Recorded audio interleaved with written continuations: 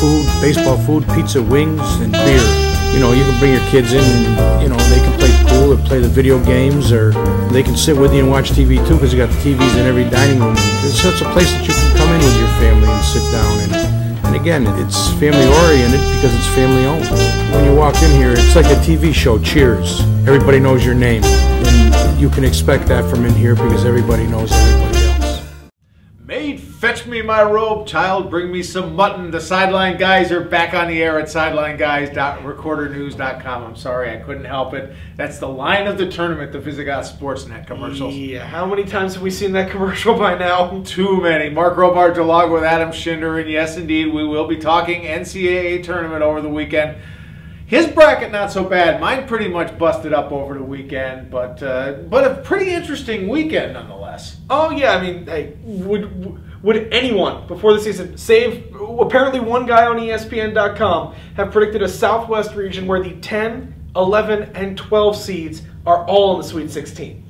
None of them which I had in my bracket either, so that's why, unfortunately, it looks like I'm going to have to bow to the master. He's got a pretty good lead. My only hope right now is that, oh dear God, North Carolina comes through.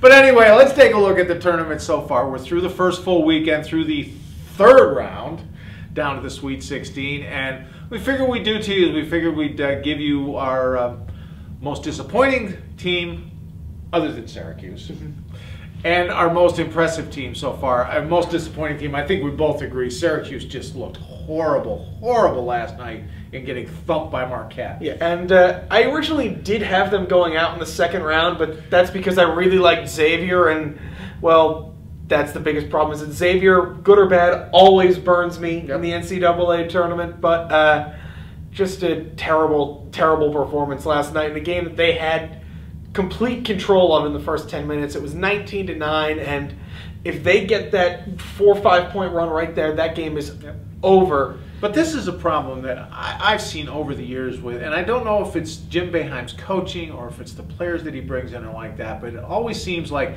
his teams never have the ability to really put a foot on the throat and take things out. It seems like they'll get a nice comfortable lead, they'll relax, and the next thing you know, they're right back in the game. And this time, they just didn't have any answers when Marquette came back and took the lead. Yeah, last year's group was an exception to that, especially in games like the game against Gonzaga last year, and in the Villanova game, obviously, when they ascended to the #1 ranking. But yeah, this year's team is just, they don't have that killer instinct, mainly because they don't have that guy who's going to come out and just nail three shots in a row, like a Jerry McNamara would, like a Wesley Johnson did last year, like a Johnny Flynn could. Instead, we have Scoop. Yes, we do. We would like to throw Scoop under the bus. We'd like to do it literally after that performance last night. That was just, and I know you and I were talking about this afterwards. I think both of us see it as there's no way he should be starting next year. Yeah, Scoop Jardine, last year coming off the bench, made some of those boneheaded plays that he will because he's a risk-reward player. Right. But coming off the bench last year, he was the national sixth man of the year. Yeah. This is a team that's got a guard-heavy recruiting class coming in, two real strong guards. You've got two experienced guys coming back in Brandon Trish and Dion Waiters. I think this team is honestly better served if Dion Waiters and Brandon Trish start and Scoop comes off the bench as an energy guy. And I can't disagree with you more. But that's our most disappointing. Most impressive. I know you've been impressed with, well, they were your pick anyway, but you've been impressed with the Buckeyes. Yeah, the performance of the tournament turned in yesterday afternoon by Ohio State. Just an absolute destruction of a good George Mason team. Oh, that game got ugly. They made absolutely everything. Shot better than 60% from the field. Shot, I think, nearly 70% from three-point range. 52-26 at the half. David Lighty, 7 of 7 from 3. He had 25. Jared Sullinger looked great. They did that without John Diebler lighting it up. This team, when they shoot like this, there's not a team in the country that can hang with them. Now, I'll give you a different one, and maybe not the best-looking team in the tournament so far, but I think given the circumstances they came into the tournament at, the most impressive performance, and that was BYU so far. As I said when we did our preview last week, BYU was going to need somebody to step up to take Brandon Davies' place. He's suspended, obviously, for the rest of the season for violating BYU's honor code, and they've done that. Jimmer Fredette, he's been his usual self, 32 and 34 points in the first 2 games, averaging 28.5 a season. So he stepped up as we expected he would. But they've been getting yeoman performances out of Jackson Emery, Noah Hartsock, Logan Magnuson. Logan Magnuson, 2.1 points a game. He comes up in the opener against Wofford, puts up 10 points. That's the type of effort that they needed to get to make up for Davies' loss, and that's what they've done so far. They struggled a little bit against Wofford, coming out with a 74-66 win, but then they turned around and they really impressed me against Gonzaga, coming up with a 22-point win over what I thought was a pretty quality team. Yeah, I think it ended up being a good matchup for them. I actually thought Gonzaga was a better matchup for them than St. John's because the Zags do not play a lot of defense. And that's what BYU wants to go against. BYU advancing to the Sweet 16 does give me something that I've been looking forward to for a long time.